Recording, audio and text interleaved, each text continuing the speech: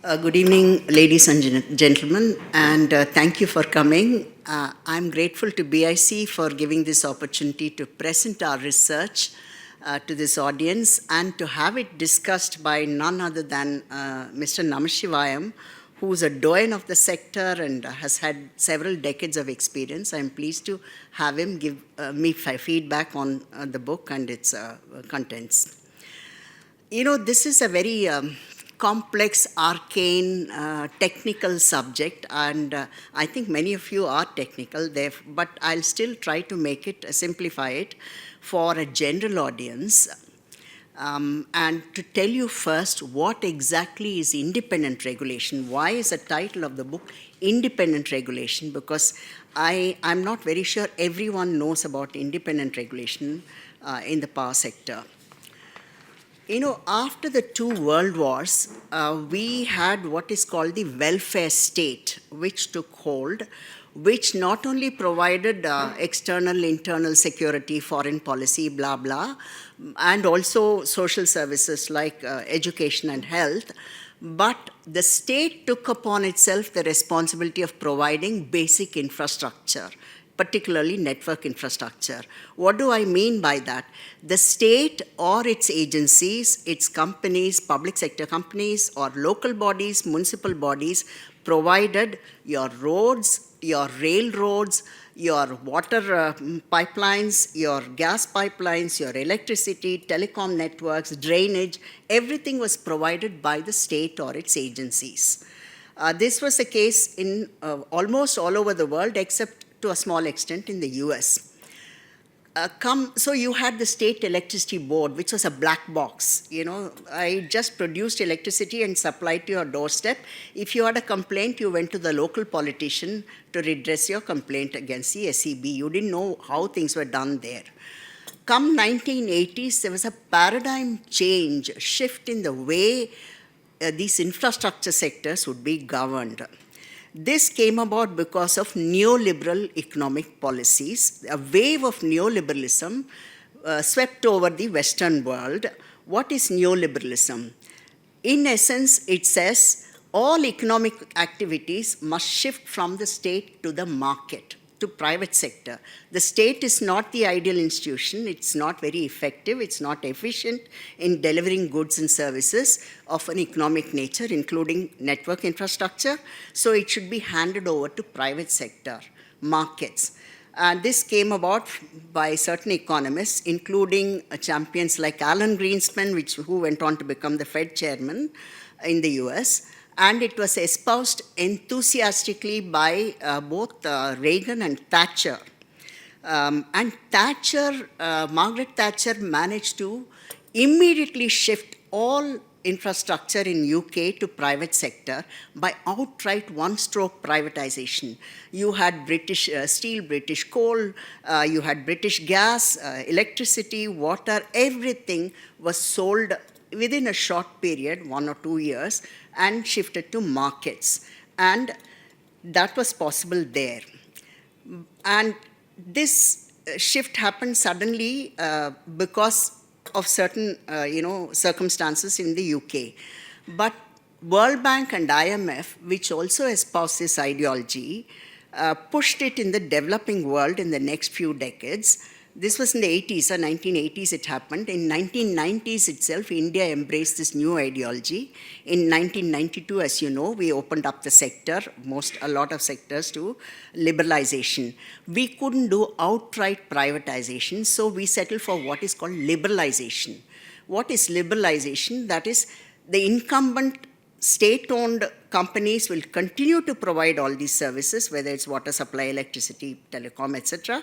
But alongside, at the margin, you will have private investors coming in and setting up shop in competition with the state-owned monopoly. And so slowly, over a period of time, the role of private sector will increase, more and more investments will come in, and then it will crowd out government investments, or government companies could be privatized through disinvestment, and the entire thing will shift to market. Because markets are self-regulating institutions, they are most efficient. Markets work on the principle of competition. There will be many players, and therefore they are the ideal institutions. This philosophy was aggressively pushed and many countries bought into it. In fact, the whole world bought into it. And India decided that we will do liberalization. Now, this transition from state to market in India was going to take a few decades. Not only in India, in many developing countries, was going to take a few decades. It's not going to happen overnight. During this transition, you needed an impartial umpire, an umpire who's not government, who will provide level playing field to the new investors from the private sector, and therefore you needed an independent regulator. Till then, government was the owner, government was the regulator. Now you will have an independent regulator. What is an independent regulator? An independent regulator does not fit into the Madisonian system of checks and balances.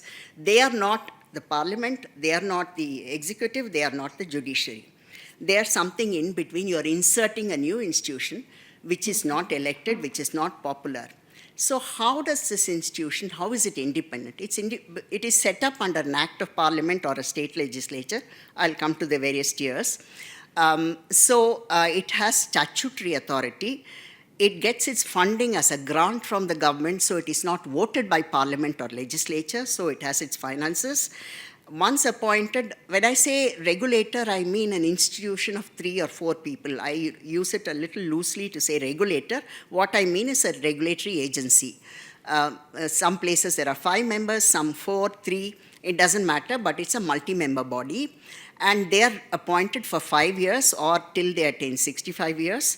And they cannot be removed except for grave misconduct. In that sense, they are like judges. So you have security of tenure, you have independent financing, and you are not answerable to the government. They don't report to the government or to the line ministry.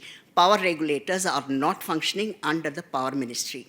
So that way they are independent. If an institution, a new institution is created with so much independence, will there be acceptance by the public? What is their legitimacy? How do they become legitimate in this Madisonian system?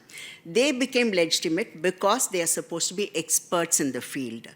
They are depoliticized, they are apolitical regulators, and usually they are experts who have worked in the power sector, who know the sector, so they are domain experts. So much so regulatory theory calls it the regulatory state, which gets its legitimacy from expertise of the regulators. So, and how are they accountable? If you're creating a new institution, what is their accountability? Accountability is created mainly through transparent functioning. As the SEB, as I said, was a black box to you. You didn't know how it functioned, who funded it. But now this is a transparent, the regulators hold public hearings, they invite comments from the people, and their orders are speaking orders. So it's a transparent functioning of the regulators, which is one level of accountability. And their judicial decisions, I'll come to that in a moment, quasi-judicial decisions, can also be appealed to the higher judiciary, to the Supreme Court.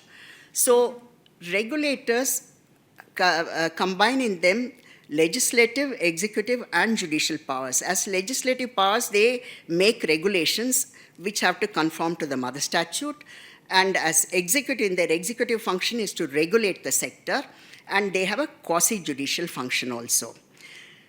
Now, as I said, India would take its own time to shift to markets, and we liberalized slowly. But if you want to shift to markets, you cannot straight away invite private sector to supply power alongside a state electricity board. You had to cut it up into manageable pieces. You had to unbundle SEBs. So you had generation, transmission, and distribution. These are the 3 main activities in the value chain. And the state electricity boards were unbundled. So we enacted an Electricity Act in 2003, which was a comprehensive law, which overhauled all existing laws in the sector. It mandated that the electricity sector henceforth will be governed by independent regulators. It will not be under the governance of the government. And they would also be corporatized. They are companies now. They were registered under Companies Act. So you have a whole lot of corporations. Whatever could be privatized was privatized to some extent, especially the generation segment. That's when Enron came in. And of course, we had lined up many other projects which failed for various reasons. But the generation sector could have a degree of competition, and new private investments came into the generation sector. The transmission sector would remain a monopoly, at present a government monopoly, but in the future it could become a private company. And in the distribution, here in Bangalore, Bescom is your power supplier. Bescom has monopoly in its franchise area in Bangalore, for instance.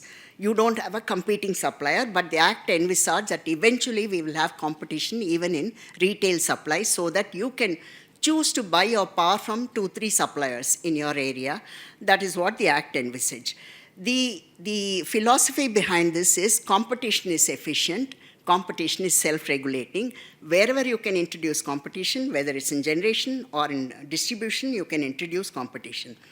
So in this setup, what happened was, it threw up a few government-owned companies, both in generation, and of course transmission was entirely government-owned, and distribution, except in 2 states, and of course historically in Bombay and Calcutta and Ahmedabad, Gujarat, etc., they were private companies. But all other states, distribution is still continues to be state-owned. From 2003 to 23, 20 years later, distribution remains state-owned because it's hugely difficult to privatize distribution, but we will not go into that. Now you have these corporate entities. For electricity to flow to your doorstep, you need harmonious coordination of generation, transmission, and distribution. Earlier, when it was SEB, government by diktat coordinated all these activities. Now, when they are unbundled, how do they coordinate with each other? They coordinate through contracts. These are contracts which are judicially enforceable. They are legally enforceable contracts.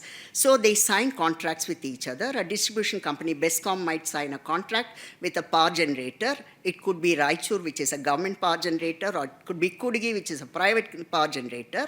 It then also enters into another contract with the transmission company to transmit that power from Raichur to your doorstep. Then it enters into a contract with the consumer to, you will pay for power and they will supply you power. So it's a system of contracts which will now govern the sector in a liberalized scenario. And the government doesn't fund the sector anymore. If I am a Bescom, I have to raise finances from the market. So these are some of the changes that happened. So the regulator's role, the independent regulator's role, primarily is to make sure the sector functions smoothly. You continue to get your power when you switch it on. This coordination happens through contracts. The regulator has to monitor and make sure contracts are enforced in this new regime. The regulator's main role is to fix a tariff of power that you get. Because you have a monopoly supplier, Bescom, it can charge whatever it wants, and you have no alternative but to pay what it demands. So the regulator will make sure it doesn't overcharge you, what is the cost of power that you're buying at, and what's your transmission charges, or what are your distribution charges. So this is the price you have to pay. So price determination is the primary task of the regulator, independent regulator. And it also ensures quality of service, and it monitors enforcement of contracts between the different entities. Electricity especially cannot be stored. The moment it is generated, it has to be consumed. So you need a high degree of coordination between the various corporations, and the regulator would enforce these contracts. But if there are disputes about enforcement of contracts, the first port of call is the regulator. So the regulator has what is called quasi-judicial powers. In that capacity, the regulator sits like a court, and any disputes between stakeholders, it could be between 2 generation companies, it could be between a generation company and a distribution company, it could be between even government can be a party to a dispute. All these disputes willy-nilly will have to first go to the regulator. So the regulator has quasi-judicial functions. And this dispute resolution is very important. Initially, we found that regulators in the first few years after they were set up, they were doing a lot of tariff determination, and that was their main task. But over the years, disputes have really burgeoned so much in the sector. You go to any regulator's website, you will find 500, 600 orders, judicial orders of the regulators. Disputes have become so major, and these disputes are all about contracts, enforcement of contracts. So why are these disputes arising is what I wanted to find out in my research. What are these major disputes? When I say disputes, these are really major disputes amounting to tens of thousands of crores, not small amounts, because power projects are large and they are for a long period of time, 25-year period of time, and they cost a lot of money. It costs a lot of money to set up power projects. So all contracts, involve huge sums of money, and they come to the regulator first, and after that they are escalated to an appellate body called APTEL, which is also supposed to be an expert body. And invariably, they end up in the Supreme Court because of the huge nature of monies involved and the stakes involved.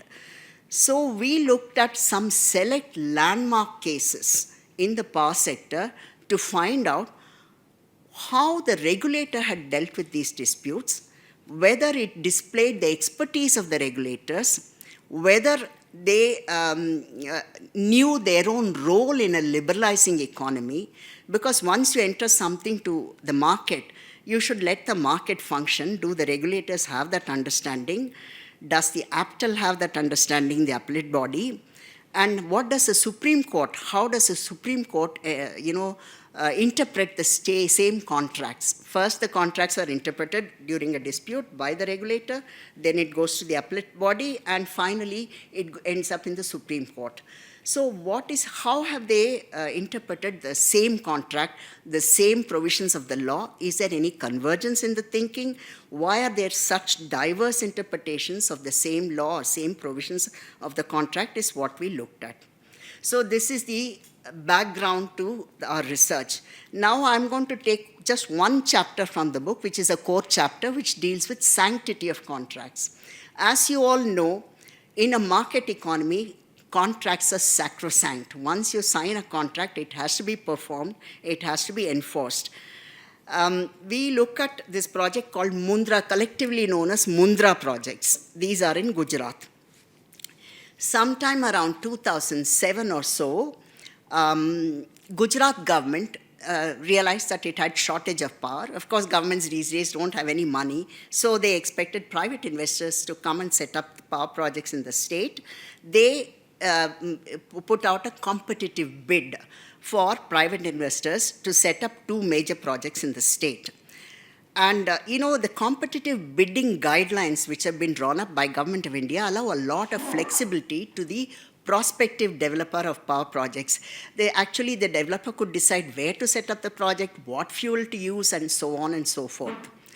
But these two projects, most of the developers decided to set it up in Mundra. Mundra is a coastal town in Gujarat. And why do you set up a power project in a coastal town and not in the hinterland?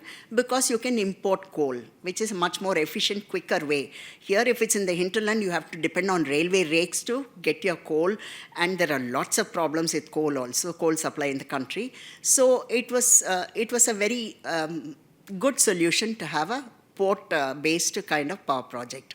At the same time, I forgot to tell you one thing, that in India, electricity is under the concurrent list of the Constitution, which means both the state and the center have concurrent jurisdiction.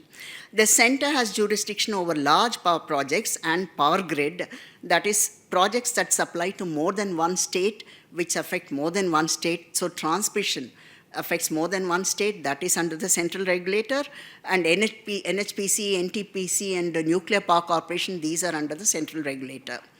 But power has to come to your doorstep. It is essentially a local activity, and that is the state government activity. So you have a state level regulator who regulates the state level electricity industry.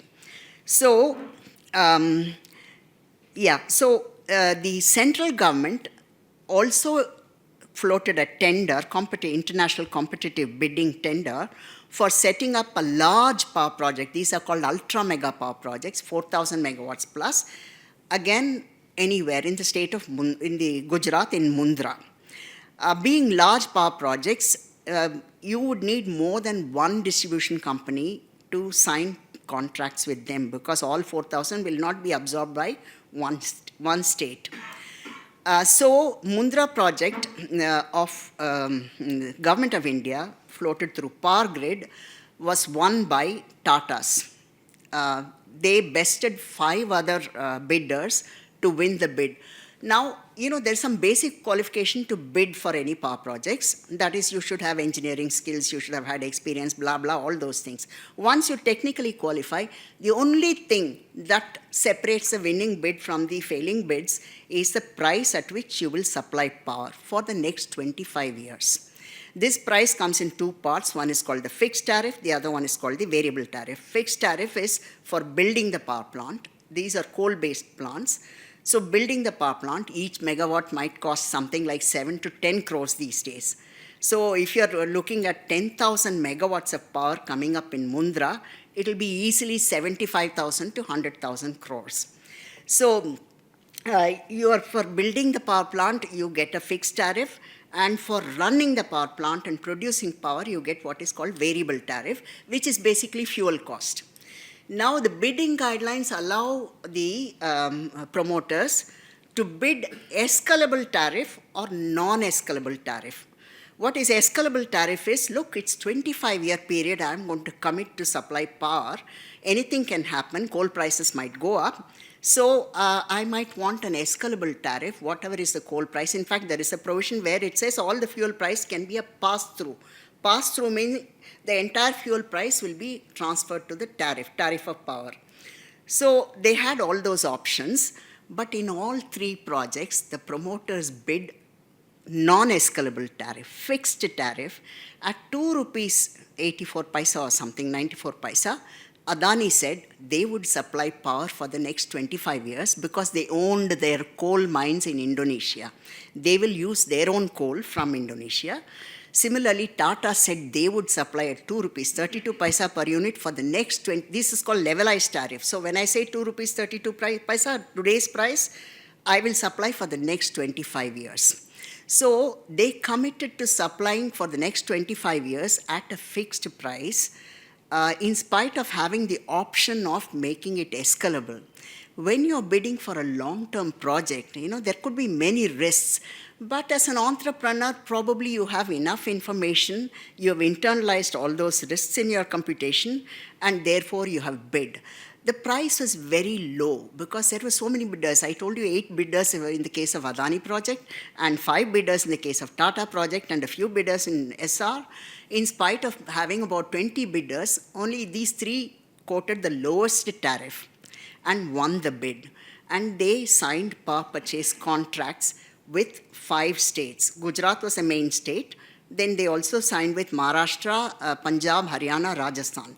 So 5 states signed power purchase contracts with both Tata and Adani. Essar signed only with Gujarat. And these power projects don't come up overnight like that. It takes time to build, 5 years, 4 years, sometimes even 6 years.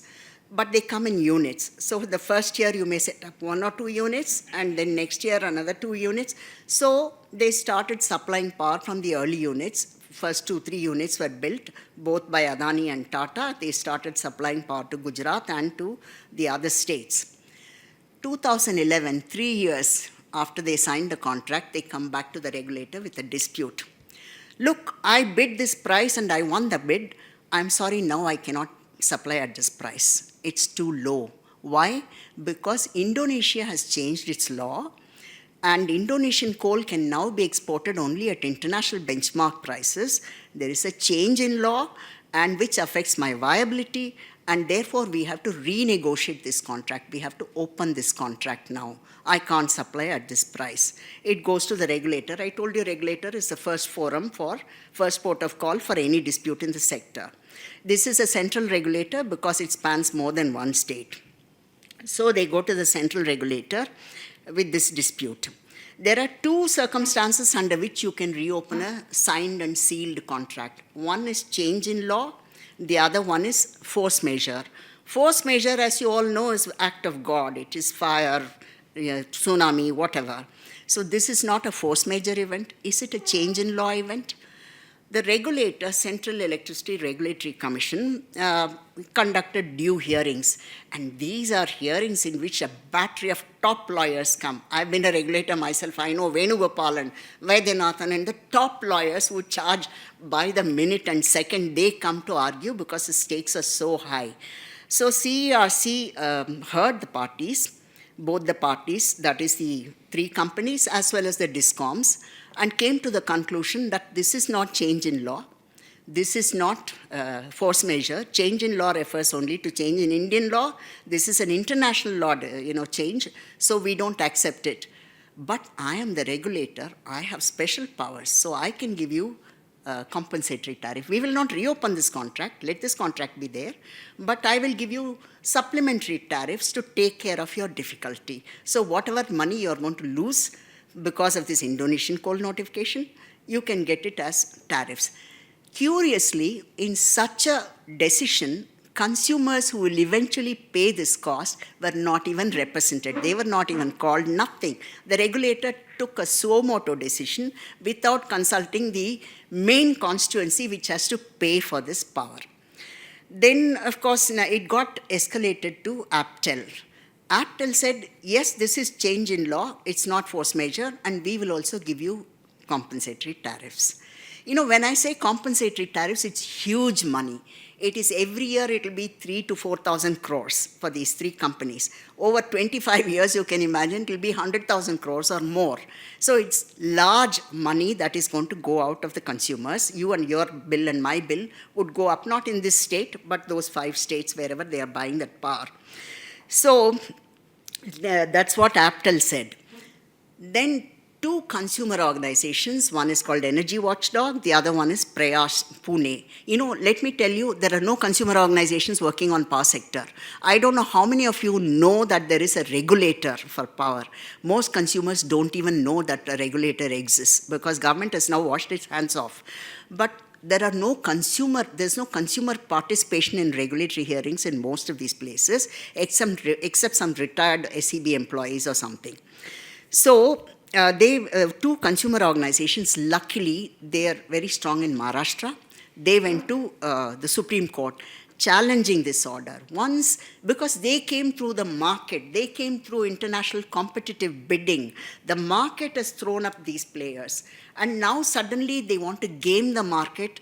They bid deliberately low. They took a market risk. And now they are coming back with demand for more tariff. We should not allow this. So Rohinton Nariman was the Chief Justice in the Supreme Court, and he heard the parties, and he said nothing doing. I can't give you higher tariffs now. Once a contract is signed, you knowingly took a risk. In fact, in the central regulator, CERC, when it gave its order, there was a dissenting member, one Mr. Jayaraman. He also said the same thing. You came through the market and you have to perform the contract. You cannot ask for renegotiation. The regulator cannot use special powers to confer some benefit on these players. And thirdly, if you give them higher tariffs, that tariff also will benefit their upstream coal companies. They own the coal companies. So we should not allow this. That's what the dissenting member said. The Supreme Court took the same arguments and said nothing doing, threw it out. Then government of Gujarat, see, these are big projects. As I said, 10,000 megawatts is a large, by then, when the Supreme Court gave this order, Essar had already stopped supplying power, so had Adani. Some units had already come on stream, but they also stopped supplying power. Imagine if 1,000 megawatts goes out of BESCOM, the grid will collapse today. And there will be huge shortages, rolling blackouts. You cannot afford. Power is such a fundamental commodity. You cannot have shutdowns like that. So when they shut down, Gujarat government got very alarmed. They set up a high-powered committee of a few members, stakeholders. And they said, you find a way out of this, give some recommendation. We'll go back to the Supreme Court with your recommendation. This high-powered committee consisted of two bankers, Arundhati Bhattacharya and Deepak Parikh. Arundhati Bhattacharya is chairman of SBI Caps, was chairman of SBI Caps. Deepak Parikh was chairman of HDFC. Both these banks had lent heavily to these projects. If the projects go under, the bank will go under. So naturally, this is vested interest. They would give a recommendation saying that they have to be given compensatory tariffs, which is what they did. Then the central government also got into the act. Power Ministry set up another high committee, and they also said the same thing. Then they threw it back to the Gujarat government. Gujarat government went back to the Supreme Court, saying, look, these projects are too big to fail. I'm reminded of 2008 financial crisis. Too big to fail, so they have to be bailed out with taxpayer funds. So too big to fail, they have to be bailed out with consumer bills. So they went to the Supreme Court. The same Rohinton Nariman was there.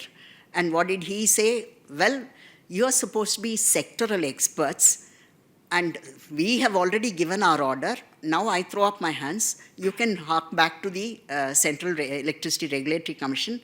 Whatever they say, you do it. That's what the Supreme Court said. So it went back to central regulator, and the central regulator calculated in detailed manner what kind of compensatory tariff has to be given, running into thousands of crores. And that was awarded to them. Then Adani restarted the project, Essar restarted the project, started supplying power. Then Adani came back with another bombshell. Or whatever CERC order is only prospective. What about the arrears? I've been supplying power till 2016, so you have to give me some 11,000 crores for the arrears, which I supplied all these years. So this was very alarming to even Gujarat Discom, which is so compliant, which will do exactly what the government says. So Gujarat Discom got alarmed. It went back to the Supreme Court with what is called a curative petition. A curative petition is a very rare petition. Supreme Court doesn't entertain it. But in this case, Supreme Court entertained the curative petition, set up a bench to hear the parties. But then the Gujarat government and Attorney General went back to the Supreme Court saying Adani has withdrawn the case, the demand. So the two parties have reached a settlement, and so we are withdrawing this curative petition. Now I hear, so this is where it stops. But there is no res judicata here. The case is not ended. I believe the other discoms, Punjab, Haryana, are unable to pay this huge tariff hikes, and so they've stopped taking power, and this 10,000 megawatts of capacity has come up. So what questions does it raise? This kind of, back and forth, you sign a contract and then you go back, you deliberately bid very low tariffs in order to win the contract because you know fully well you can go back and get a higher tariff, and all this means thousands of crores. So the questions that we wanted to examine was, are regulators the experts that they are touted to be? They are supposed to be, they are legitimate because they are experts in the field. Our research didn't show up that they are experts because do they have an appreciation of what their role should be in a market economy? You leave it to the markets and let the markets function. Don't interfere in the markets. After all, these bids were thrown up by the market. They won. They knowingly took a risk. They knowingly bid non-escalable tariff, and still you're giving them this. So do you have an appreciation of what your role is in a liberalized economy? And why are there such diverse interpretations of the same provisions of power purchase contracts by the various authorities? At one level, you have the regulator, APTEL, and Supreme Court. Why do they interpret it differently? What accounts for these diverse interpretations? Can we not draw up tight contracts which are not amenable to multiple interpretations? Another case study which we have done in the book, the other important question before I go to that, in a free market, a fundamental principle is free entry and exit. Anybody can enter the soap market, make soaps today, and start selling it. If it's not profitable, he can shut his soap factory, he can go back. Now we have WeWork everywhere in Bangalore, you see WeWork. He has filed for bankruptcy, he is exiting the market. That is free market. But in power sector, can there be free exit? Once you set up a power plant and contract to supply power, can they exit suddenly like that? So is it amenable to markets, power supply? Is it the same as soap? Is it the same as WeWork? It is not. Power is fundamental to existence, and tomorrow if you want another person to make good this 10,000 megawatts which is going to go out of the market, you need 4 or 5 years lead time for another project to come up. And probably even if you bid, it's going to throw up higher prices. So is it feasible to have markets in power? That is also another question that arises because of this case. Another case study we did was about interpretation of contracts. In interpretation, contracts are tightly sort of drafted. So are they amenable to multiple interpretation? The same Supreme Court has taken two contradictory views on two different contracts. In one case, he said, no, these are drafted by experts and we should only read what it's a plain language. We cannot insert terms into it. We cannot imply terms into it. This was in Nabha Power in Chandigarh, run by L&T. When Adani's went to Supreme Court, a bench headed by Justice Arun Mishra, he chose to interpret terms into the contract to give a huge benefit to the company. Why is the Supreme Court taking a contradictory stand on the same terms, similar terms? So why is there no consistency in this? There are many questions that arise. So what we wanted to see was whether developing economies are suitable for the same kind of neoliberal economic policies in the provision of infrastructure like electricity, which is very basic to human life, modern life, and basic to economy, and whether, the theories of regulation, extant theories of regulation, they've been drafted in the context of Western economies and markets work there. Here, because we have a hybrid system where some are government-owned and some are private, and we also have several other complexities, it's not exactly the ideal mechanism. The institution to deliver infrastructure is not necessarily markets. We'll have to find another way. I don't know. I've not looked into what theory can fit India, but certainly current regulatory theories don't apply to developing economies like India because of various complexities. It is a matter for future research to find out what are the theories that will suit the Indian context. And then there is just one last chapter, which there are many chapters. Each one deals with cases like this, contract-related cases. There is one chapter where we have dealt with turf wars. You set up a regulator not because there was a groundswell of opinion wanting an impartial regulator. That was wanted by IMF and World Bank. They pushed that paradigm on you. So you set it up to shut up World Bank and IMF, but are you serious about letting the regulator function? Especially when you've not been able to privatize. A lot of these companies are still government-owned. Now, BESCOM has two masters. One is the government of Karnataka. The other one is the regulator. Who will it listen to? Who has better majesty? Who has better legitimacy? Naturally, the government. The regulator is a non-entity as far as a company is concerned. So whatever regulatory orders are issued, government companies ignore with impunity. Government also protects them. Government has an armory, a big toolkit, and lots of tools to really stymie the regulator all the time. The financial independence, which was there in theory, has been taken away. Regulators had been allowed to collect fees, license fees and other things for their own activities. They can hire consultants, they can hire, market salary staff and everything. But that money is now, because our finance minister said all that money has to go into the consolidated fund. So they don't have their own source of finance. They have to go with a begging bowl to the government for money. Then government has this all-encompassing power called issuing directives. If they issue a directive to the regulator has to comply with it because government is an elected body. regulator is unelected. He has to the institution has to comply. So they are frequently issuing directives. In the West, a regulator will never issue a directive. Regulator will never be issued a directive by the government because it's a very delicate balance, and you are actually delegitimizing, you're diminishing the regulator if you issue a directive.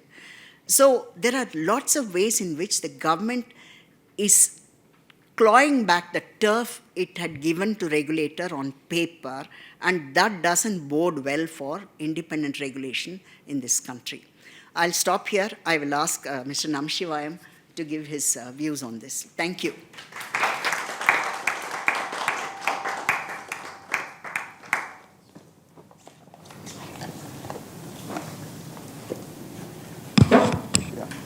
Good evening to everybody.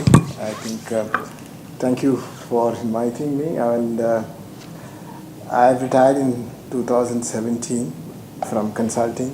I've done a lot of work on this power sector reform. So almost 4 or 5 years to reflect upon what has happened. And in a way, this book helped me to refresh my memories, what really happened and what are the key issues. At the outset, I would like to congratulate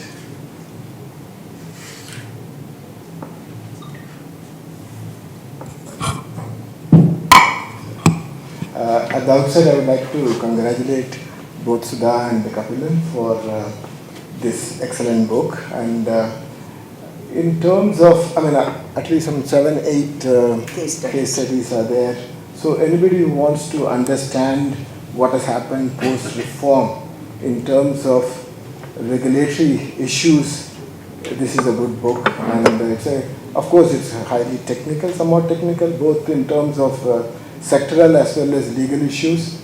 But it should be a good kind of reference for all professionals, I would say.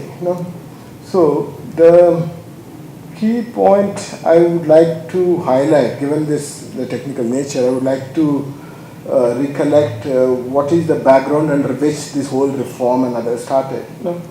In fact, I circulated this notice to one of my colleagues who is still working in Pricewaterhouse, and he said that Namas, there is a typo error here. It is not tangled and sparking. It is tangible and sparkling. Oh, wow. Okay.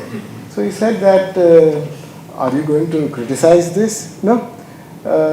And he said that the only failure is less of a private participation, more should have been there. No? So it's perceived so differently from different stakeholders, and there are one set of people who say this is a great success, what you've done, and others who say there is a failure. But what is the real context and what is the truth? And how do we really assess it? How do we really evaluate a performance of a sectoral reform? And what are the measures that one should use it is an important question. It's not just about a particular projects or contract failed, but overall what really happened. To me, to understand that, you need to also understand the origin of economic reform in entirety. Why I'm saying this is, even though energy is an important thing, an important element required for economic development, the energy sector is also a component of overall economic thing. So in the 1990s, we started with economic reform in response to a crisis that arose during that period. Okay, so when we say economic reform, what does it mean? To me, I think when we reflecting back, what is it? Economic reform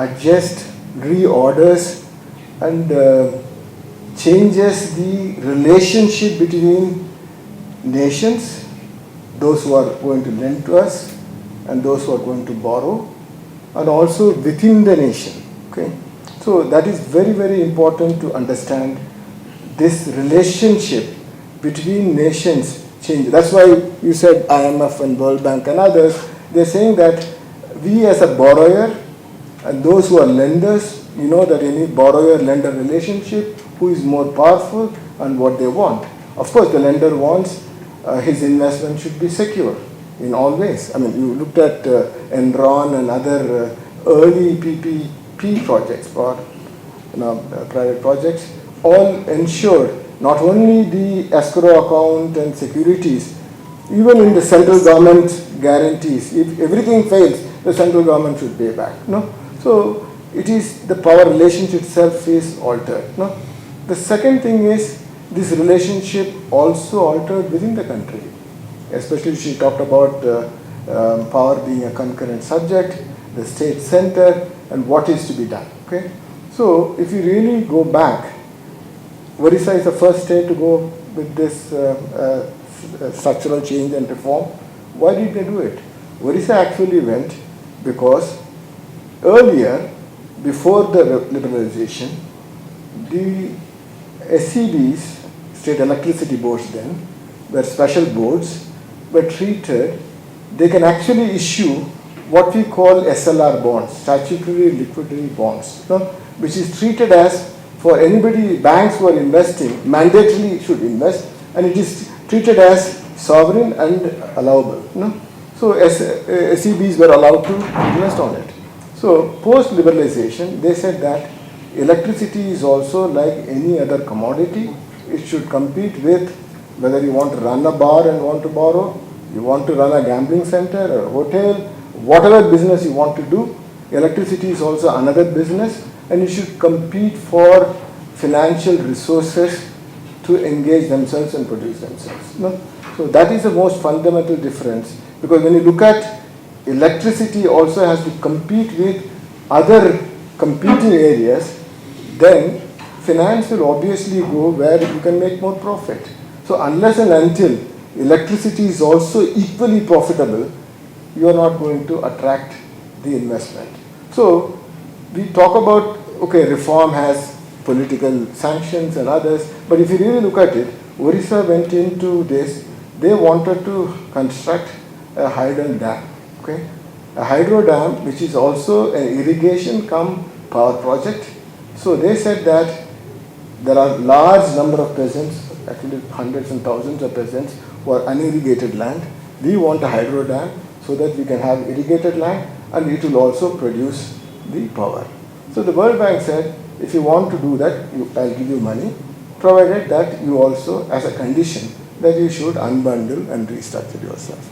So it is not that our enlightened politicians talking about marginal cost of pricing will enhance the efficiency of the sector and it will attract and make a magical change in the sector. No. Their mandate is very clear. They said that we want development. We don't have any other option because all other options are closed. So we are opening up this, and if I get this, this is what I will do. So we need to keep this background in view, because the financial aspect, financial resource mobilization, because it is constrained, this is what resulted in the thing. So to me, I think that's one important thing that we need to think. Like, the other thing is that I wanted to emphasize is, for example, during the Orissa also, when I was working there, I just want to give another example how we looked at it. See, what happened was we were working, and CRC at the time, even before that, 2003, S.L. Rao, very well-known, renowned economist, was the chairman of the Center CRC. regulator, yes. Okay? And NTPC came with an application saying that we should also, level playing field is required. We should also have the same return like Enron. Okay? Enron is having 16% return. So similarly, for NTPC also should have a 16% return. We were working in Orissa. Orissa at the time of reform, only 18% of the households were electrified. 18%, 1/8. Today it's about 98%. It's a different question. Only 33 companies, only three companies were consuming 56% of the power produced at the time. So you can imagine the level of economic development of the country. Even one or two companies closing down will create an enormous amount of crisis in that place. No? So we were asked to look at a longer term trends of looking at, if I am going to electrify all these households, what will be the cost of supply, what is the kind of tariff likely to get impacted, and whether Orissa consumers can afford it. Okay? So when we looked at it, Orissa was having one plant, Talcher plant, which is also functioning at 20% PLF, which was later on sold to NTPC. Otherwise, they were taking only power from NTPC. They had a few hydel projects also. But predominant share of power was procured from NTPC. So if NTPC is going to, on the name of level playing field, if the money is going to be increased like Enron, any private players, then it is going to have a huge impact on the consumers of Orissa. So we went and argued there. So saying that this is the two reasons we argued. One, we said that NTPC was constructed based on taxpayers' money. The cost of capital, even in a commercial manner, if you can argue, the cost of capital determine what should be the rate of return. For Enron, which is borrowing from the market, it could be 12 to 13%, 16% return is okay. But when you have a tax-based asset base, the tax cost of capital is 6 to 7%. Why are you going to increase this and equate it with Enron? But that's what they did. See, what happened is, the result is, if you look at the power sector, all the central PSUs are making huge profits. All the state electricity boards and corporations are all making huge losses. It's totally unnecessary. In the context of today, India's energy consumption is one third of the world average. I'm not talking about world average, includes Africa, so many other smaller, very, very poor countries and developing countries. So this, if you compare it with China, 5 times. If you compare it with US, it's 10 times. So energy is a very important surrogate measure for development. So if you're not able to have energy consumption enhanced, you are obviously going to get impacted. By putting this market rule, saying that I need to have these tariffs based on marginal cost pricing, and I want to bring in efficiency, you are hugely excluding a whole lot of people from consumption. You're hugely excluding a whole lot of small and medium-sized industries to grow in this country. India is not able to industrially develop because we are not competitive. If energy is a so fundamental requirement, and if that is not available in a cheap manner, it is not going to be competitive. So while she said about these rules or regulations may not be applicable in the context of developing country, I would say that the stage of development. I would also argue that that these policies have also impacted even the developed nations. Today, if you look at the debates of the developed nations, like US, they're saying that following these free market policies, because these have a large economic lag. If you look at UK, for example, the Brexit, the distress that they have, the level of unemployment, all those things also consequences of implementing these policies. It's not that these policies have certain economic relevance in some places and not relevant in some places. So this is, we also need to understand in the context of the history of economic. Tell me once, how did the US did their electrification? You go back and read the history of US. In 1936, the New Deal is essentially about low cost supply, low interest, very low, creating cooperatives. In 1936, 80 to 90% of the rural America was not electrified. So how did they do it? Only by reducing the cost and make it affordable. By making this unaffordable, India is actually becoming not only industrially uncompetitive, but also making our people poorer. See, you are talking about, I looked at the data from Karnataka, no? When they said this 200 units free for the people, okay? Somebody curses, it's freebies and this and that.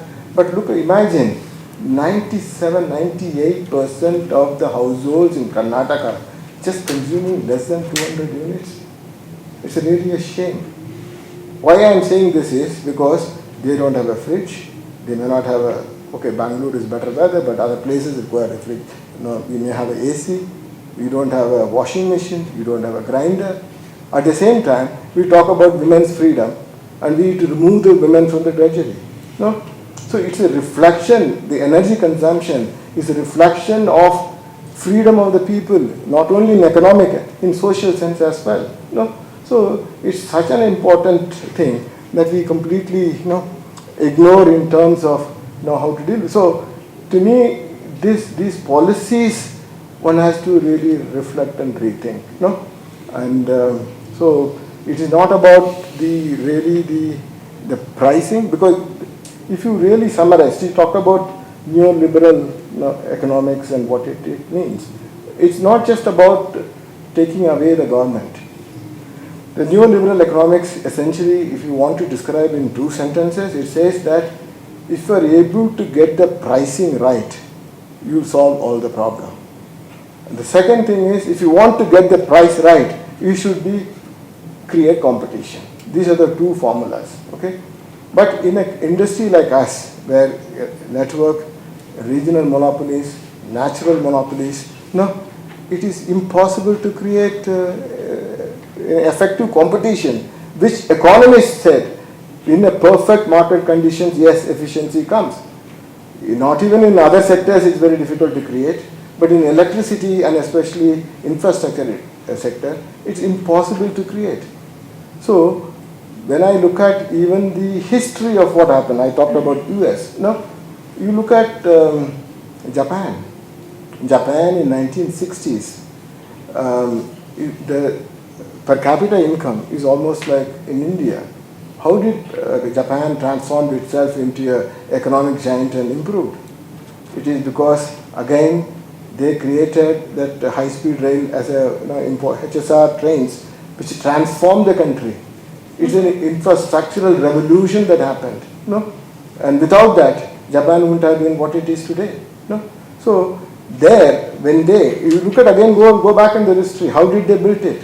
It's a borrowed money. The place was completely destroyed. In 1999 onwards or 90s, they were actually privatized some of the things.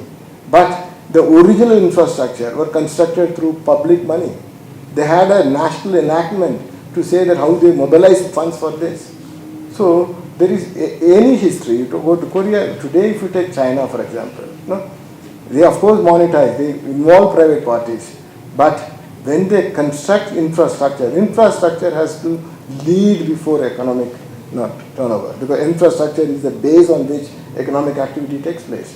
So if you are not able to build this infrastructure, taking the risk and using the government's cheap resources, you'll never be able to build an economy of that nature. So to me, I think that those are the critical elements I feel is very important. The last and most importantly, especially when you talk about institutions, she talked about what is the role of technical institutions in a democracy. Because we said that we believe that democracy is the important element of system and it should function, and how do we, so whether these technocratic institutions is to enhance the democratic processes or whether these institutions actually undermines to some extent to the level of democracy itself.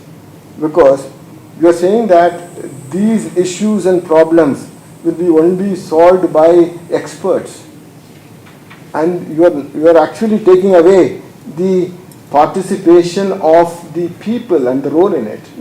How do we really, no doubt expertise is required, no doubt that they play an important role, but subject to the overall political and other aspects of the willingness of the thing. In this context, I would like to bring in another example. Again, it's a very good example in terms of what is the politics, technical aspect, and what really happens. I don't know how many of you recall in 2000, Chandrababu Naidu was the AP Chief Minister.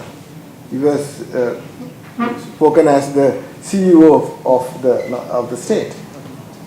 In 2000, APRC came out, very good. I mean, I know them personally, and they are very good, upright officers, very honest. The law is given, so they went by the law. So they enhanced the tariff for agriculture several times.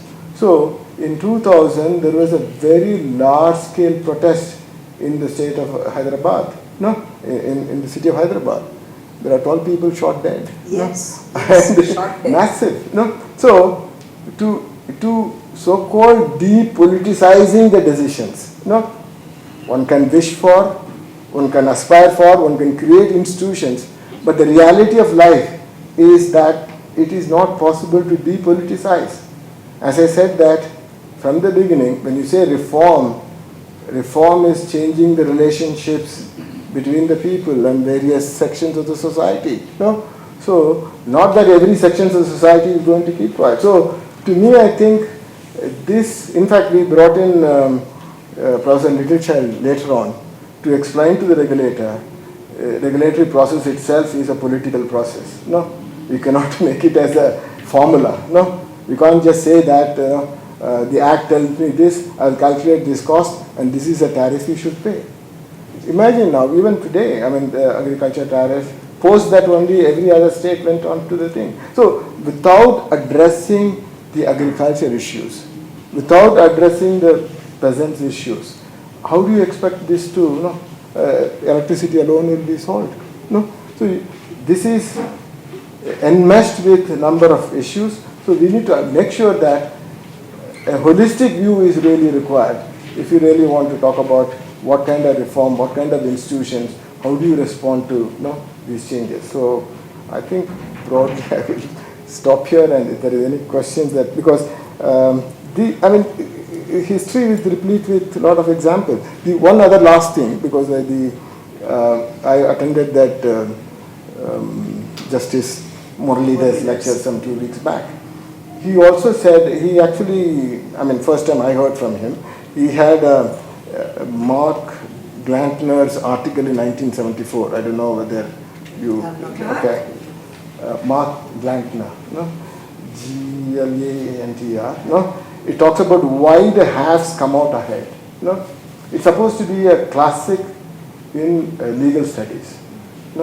So everybody looks at it, and he actually analyzed, saying that the legal thing alone cannot make changes or make it inequitable, or equitable societies.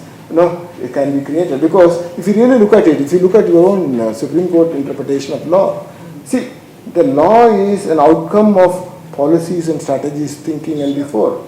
Your economic policies, you first think about it, the reform was thought about, whatever may be the political compulsion, then you start enacting various acts.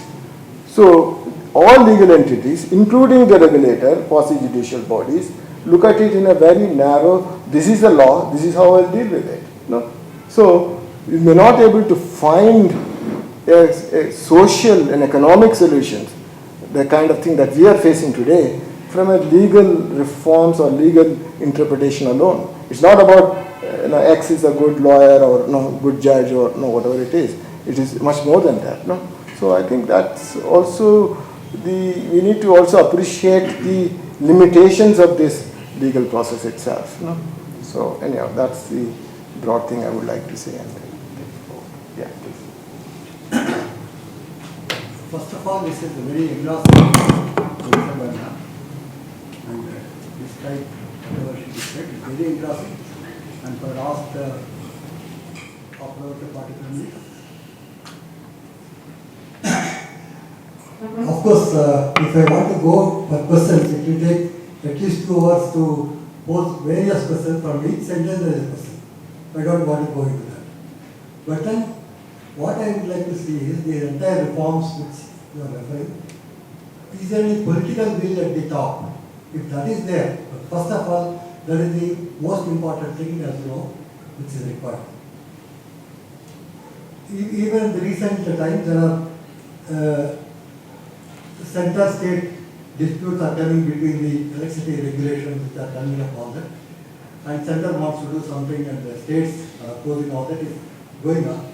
But then, I think that is one of the most important things that has to be addressed at the top level, highest level. Then only something can happen, otherwise we'll be having lots of disputes, lots of hundreds and hundreds of disputes in every regulatory body.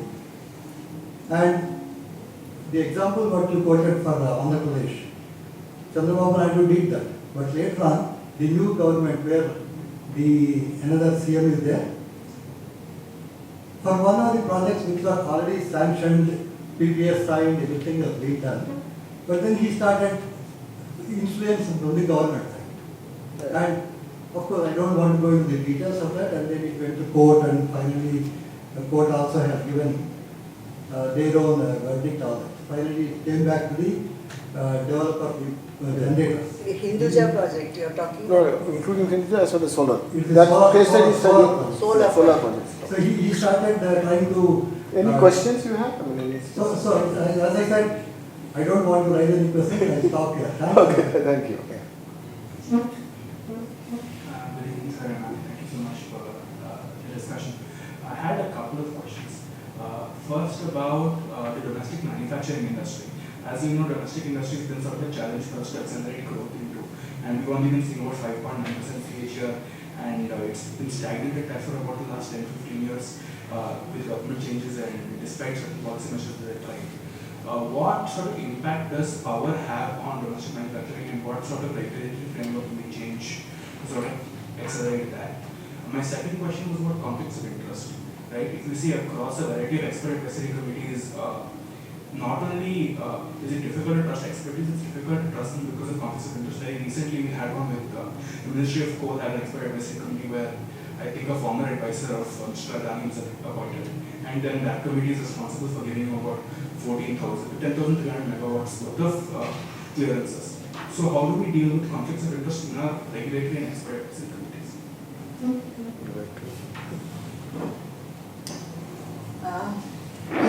Conflict of interest has now become so, widespread. It is a fait accompli everywhere. You have the same people, even when regulators are hiring consultants, the same consultants consult for the regulator as well as for the regulated entities. They claim they have a Chinese wall. As long as the regulator doesn't have financial autonomy and resources to hire its own staff from the market, I doubt if they can escape depending on consultants for their inputs. So you need to strengthen the financial independence of the regulator if you want to prevent conflict of interest. But also apart from that, it should be in the education, in the moral fiber of society, that we should guard against conflict of interest. For instance, I was a regulator for 5 years in petroleum, and I came completely from outside the industry, but I was hired as so-called expert. One of the regulators was GAIL ex-marketing director. GAIL is one of the biggest regulated entities for our Petroleum Regulatory Board. How can you have an ex-director of GAIL sitting as a fellow member in a regulatory board? So conflict of interest has become so accepted everywhere that nobody even raises questions. What you have raised is very, very valid, very important, and I have railed against it. The other thing is, when the first regulatory board, I was in the first regulatory board, it took some time, nearly for 6 months to 1 year, for the government to release the funds, grants in aid, which was big money, but it didn't come in immediately. Meanwhile, we got employees of all the regulated companies, Indian Oil, GAIL, then Bharat Petroleum, Hindustan Petroleum, all of them working in the regulatory commission. Then later I found out they were even being paid while they were working in the commission by their respective companies. I was absolutely shocked, but the other members and the chairman, they didn't bat an eyelid about this arrangement. And then Indian Oil gave us space in World Trade Center.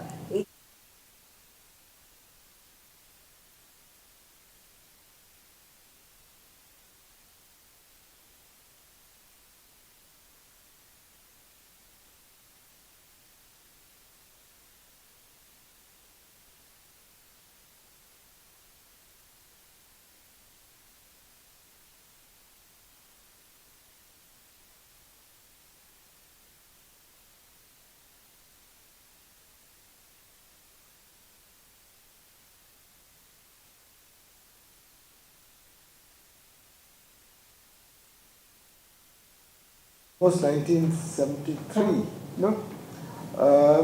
industries were subsidized and households were cross-subsidizing industries.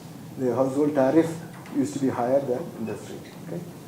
So after the energy crisis, the petroleum crisis and others, as well as those times, the number of, as I said, Odisha for example, 18, in other states are also, the people, household electrified is only among the richer segment of the society. And because of industrialization required, the power was supplied to lower. Today, if you look at it, the industries pay at least 3 to 4 times the cost of supply.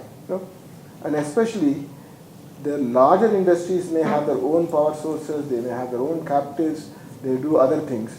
For small and medium industries, is impossible because it is a common infrastructure. So it is. I've also read in no parts, in any part of the world, industrialization has happened without energy subsidization to these industries. So it's very, very important, and it's a real big challenge for us in India, and how to unwind these cost subsidies, which is essentially hitting small and medium industries, and how to make sure that we are making our industries competitive. Without that, it is not going to happen. Yeah. Yeah. So,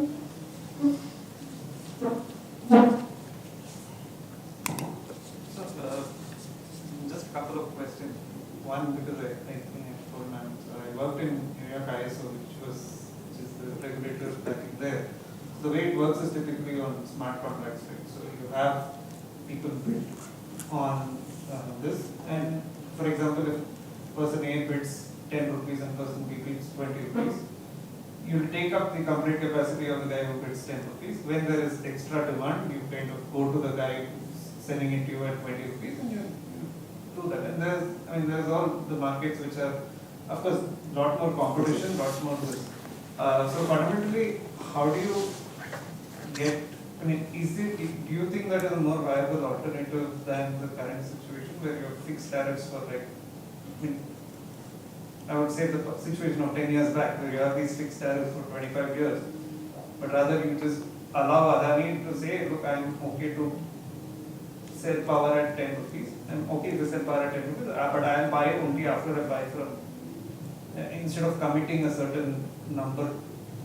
So that's first thing. The second thing is, do you think this is a strong case for decentralizing power generation, like solar, battery storage and things like that, where it is possible for you to reduce the costs even further and increase competition in the generation sector? Okay, I'll take your second question first. Power, you have to have something called baseload stations. They're the big ones, 1000 megawatts, 2000 megawatts. They have to be there. You can supplement it with decentralized generation, small units and so on, but there is no escape from baseload stations. To go back to your first question, to have a power market, even in the UK, we have, after Margaret Thatcher privatized, we have a day-ahead market. So tomorrow, at what price will I sell my power? Each power generator bids in the power pool, and then they pick up power according to whatever their need and the price. That kind of power market is possible only if you don't have long-term contracts. Even this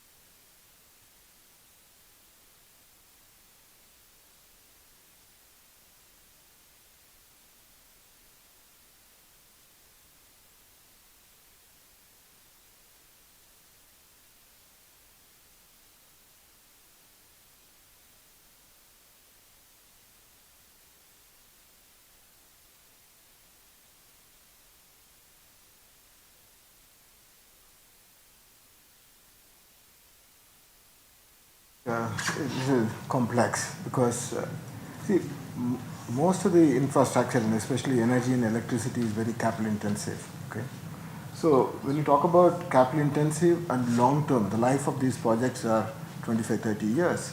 So the risk associated with it is much higher. No? If you really look at it, for example, post-Ukraine war, the European crisis today in power market is, for the people, the prices have gone up to the roof, is primarily because of following this power market policies. What they do is, you may have a contract, you say that I produce, my cost of power is 2 rupees, I'm happy with 2 rupees if you pay me, okay? But for example, 7 o'clock, what we call a merit order dispatch, okay? The merit order dispatch makes sure that the least cost first comes in, okay? But in European market, what really happens is, at 7 o'clock, if somebody else has to be dispatched at 4 rupees, even the guy who asked for 2 rupees also will get 4 rupees, okay? Yeah.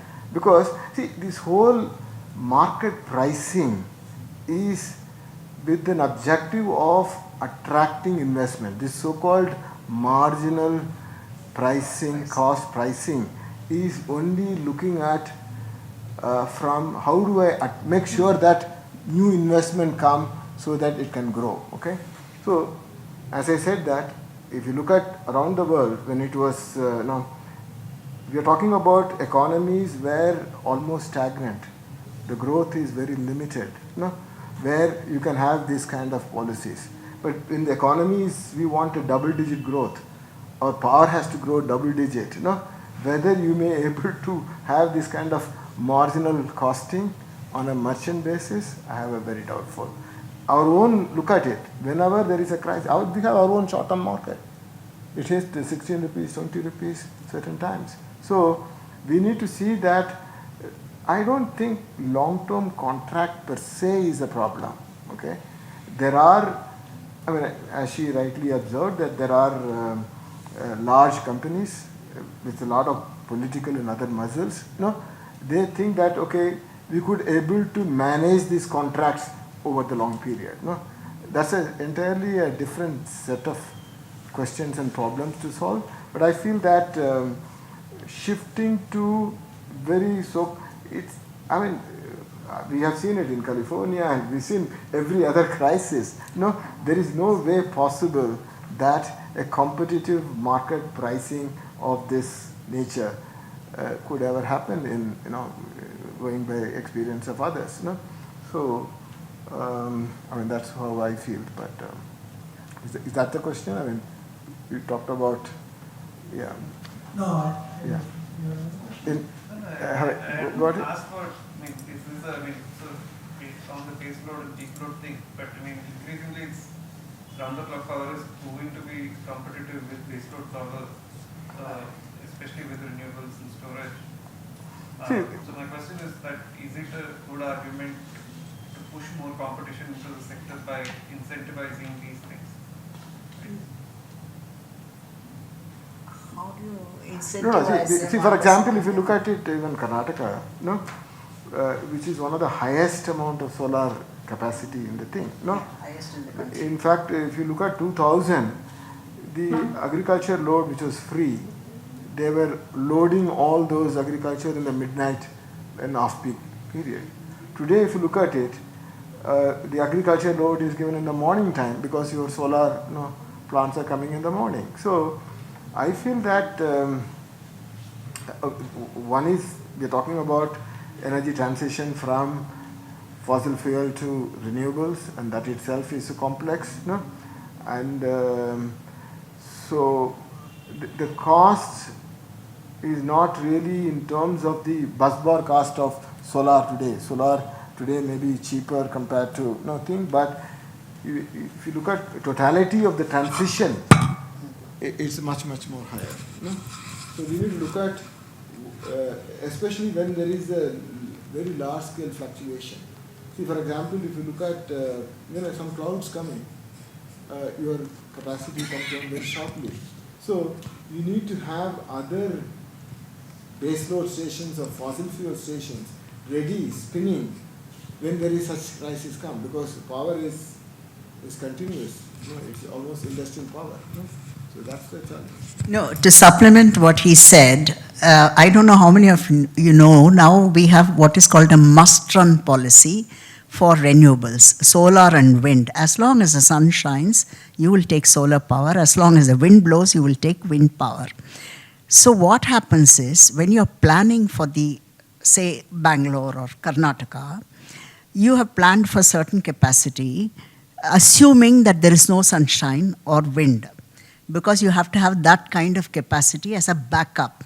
When the sun shines, you're required to back down your thermal plant, coal burning plant, which is large capacity, base load 1,000, 2,000, 5,000 megawatts. When you back it down, its efficiency goes down because start, stop, you keep on doing it. And when you stop it, back it down, and say 8 hours, 6 hours of sunshine you get during the day, you have to pay idling charges to the power plant owner. So for Kudigi plant, last year we paid 4,800 crores just in 1 year for not dispatching a single unit of power from the plant because the sun was shining. So you have to have that kind of cushion. If you're going to increase solar or wind capacity, renewable capacity, you have to have a huge cushion to make up for the days when there is no sunshine, when there is intermittency in wind and so on. So that adds so much to the cost, it's no longer affordable to have that kind of renewable energy in your basket. The more renewable energy you put into the basket, if storage comes, that's another matter. Till storage comes, if the more of renewable energy installations you have, the more costly your power is going to be, even if renewable energy per unit is cheaper than your conventional energy, because you have to have that backup and you're going to pay idling charges.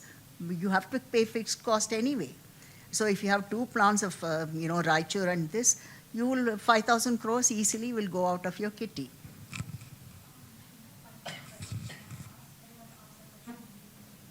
Yeah, sure. Okay, just two questions. So one is in the short-term power market. So 2008, I think India's short-term power market started. It's around 15% of the overall power is now in the short-term market. It's grown from about 7 to 50, it's doubled in 10 years. What do you see the end state look like for short-term power? Will it be 30% of India's power? Will it stay stagnant? And you think structural reasons for the growth not to come that you normally expect as a market mature, short-term power is more efficient, blah, blah, blah. Do you expect that growth to grow to 30% of the overall power market in the short term, or do you think it will stay, and any reasons that? And second, there seems to be this phenomenon that the election years, 2014, 2019, if you look at the data, the power contracts shift from short term to long term. So the volumes in short term power market dry and they shift to the long term power market. Any from your experience, any reasons that during election years this would happen? Any correlation between That would be obvious, no?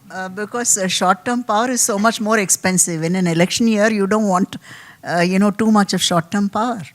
So you want to, like your gas cylinder. Now it's only 900. Today I got one. But 2-3 months ago, it was 1400.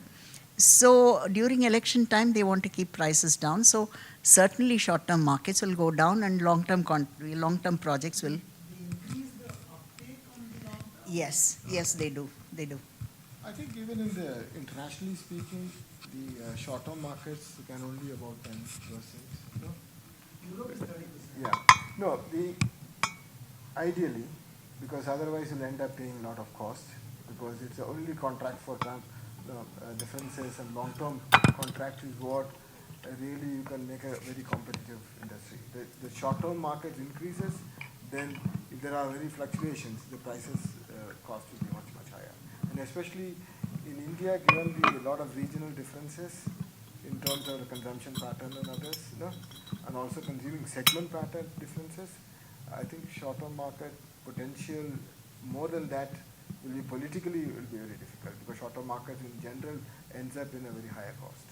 Okay, so the basis is the price is always higher. Yes.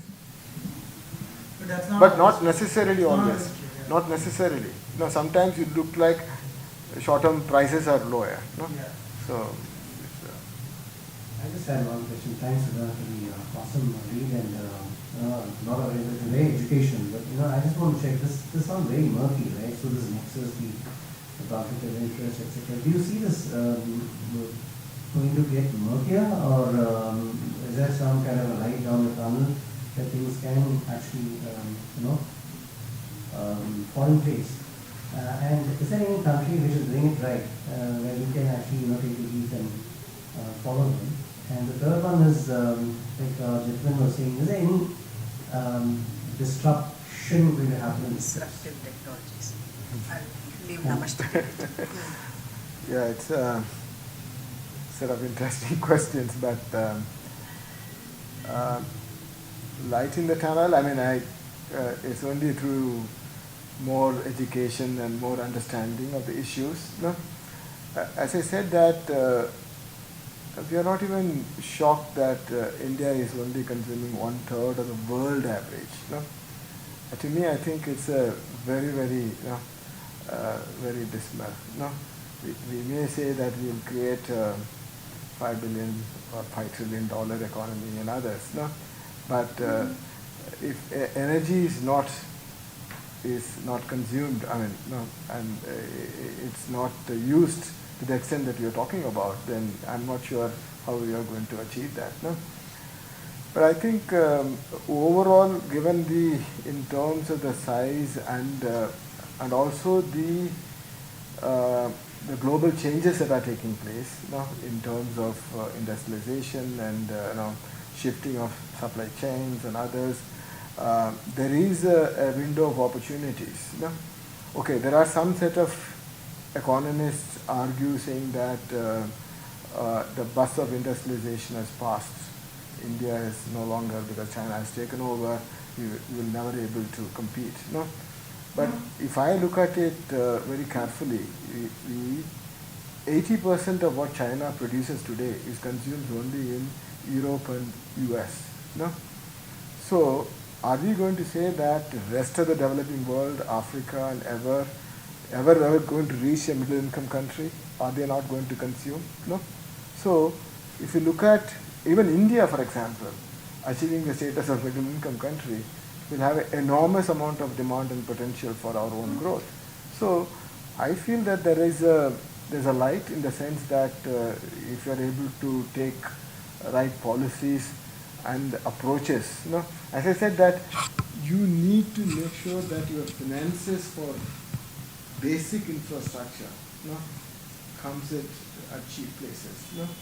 There are a lot of things to learn from different countries, and See, for example, I'll just give another example. When we look at, if you want to really responsive to climate change, no? Of course, energy transition is important. The other is transport and mobility is important. No?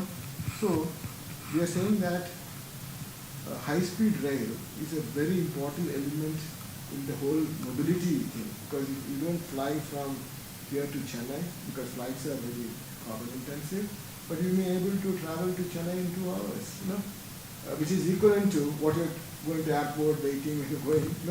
So if you look at the lessons that we learned from, of course, Japan, who introduced this and transformed themselves, the one other country which is today is able to do this is China. See, you look at our own railway plan, of high-speed rails, what they're going to do. Our plan says that we are going to have what we call high-income nodes, like for example, Delhi to Bangalore. They analyze the per capita income in Bangalore, they analyze the per capita income of Hyderabad, and these nodes will be viable. But that is not the way others look at it. See, as I said, infrastructure leads. So, if I'm able to build from northeast to the west, it not only integrates the economy, it also creates more new chances. So, this is where the neoliberal policy comes. You are planning to suit today's purchasing capacity and ability of people to pay, not thinking about how to build the capacity of the people to earn more and pay for it. So the lesson that I learned from China is that of course they built from these big cities where they make profit, but they also built so many non-profitable, so-called non-profitable units. Yes, in the next 5 years, they'll cross-subsidize between these units. See, there is a very famous case study, even in all management schools which you studied. When London Underground was planned, they said it's unviable. Don't start. Today, can anybody imagine London without its underground? The mobility, the transformation that is achieved. So this interactive dimension of economy is very important. That's where the infrastructure makes a difference. It's not that you assess infrastructure in terms of other cost effectiveness. Because you build this is for 30, 40 years. So you need to have that kind of higher, broader vision than probably one could achieve. I'll just say that, this taxpayer versus ratepayer is an artificial debate that has been forced upon us by World Bank and IMF. That is, the taxpayer money should go only into social sectors, education, health, blah, blah. It's a ratepayer, whoever can pay for infrastructure, only they should get that service. As Namashivayam said, infrastructure is the basis of development.